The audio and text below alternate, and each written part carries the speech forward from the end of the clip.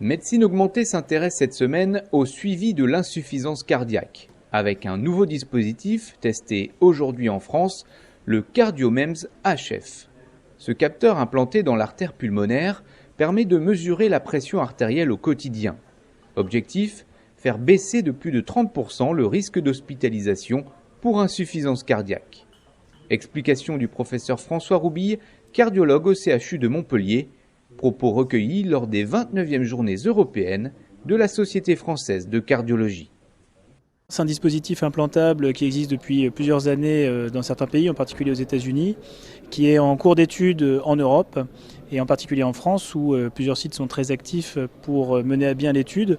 C'est un capteur qu'on va disposer dans l'artère pulmonaire de façon à enregistrer les pressions droites et pour avoir une approche des conditions de charge et de fonctionnement du cœur.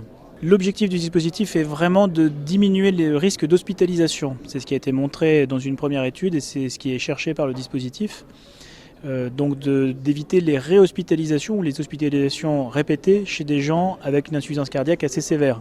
C'est un capteur qui est de la très haute technologie avec un corps qui est composé d'une membrane et d'une cavité dans laquelle une bobine va réagir à la déformation et va nous donner la mesure de la pression artérielle pulmonaire.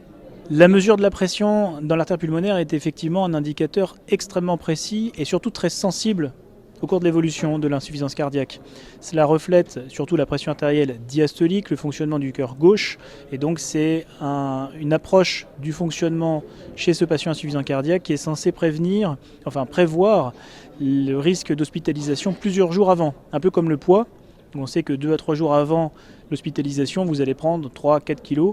Eh bien, les différences de pression dans l'artère pulmonaire, 15 jours avant, en théorie, vont commencer à changer et vont vous permettre de réagir avant que le patient soit hospitalisé.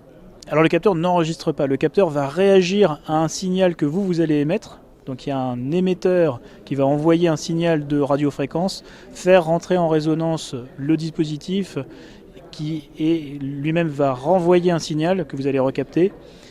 Et c'est ce signal qui va permettre d'en déduire la pression. Autrement dit, il n'y a pas de sonde, il n'y a pas de batterie. C'est un dispositif totalement inerte, même si c'est de la très haute technologie. Et vous avez donc fourni au patient un dispositif qui émet et qui reçoit l'information. Le patient est invité à réaliser quotidiennement l'enregistrement. Alors en pratique, on lui fournit un coussin dans lequel tout est intégré, l'émetteur, le récepteur, et surtout ce qui va nous permettre d'envoyer l'information et de le recueillir sur un site sécurisé pour avoir à disposition la mesure des pressions quotidiennement. Dans notre pratique quotidienne, c'est extrêmement rassurant pour des patients qui sont inquiets. Et donc on a des expériences de patients qui ressortent de chez eux parce qu'ils savent qu'on les surveille vraiment. J'ai une patiente qui s'est remise au jardinage, c'est tout bête, mais oui, on a l'impression quand même sur une petite expérience que c'est un grand plus pour nos patients.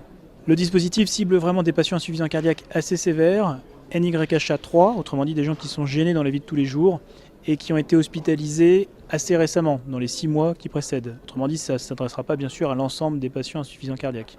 Du point de vue du cardiologue, c'est assez magnifique parce que c'est une approche physiopathologique. Vous comprenez vraiment ce qui se passe chez un patient donné, vous allez comprendre l'impact de tel traitement, vous allez comprendre pourquoi vous devez faire telle option ou choisir telle autre option.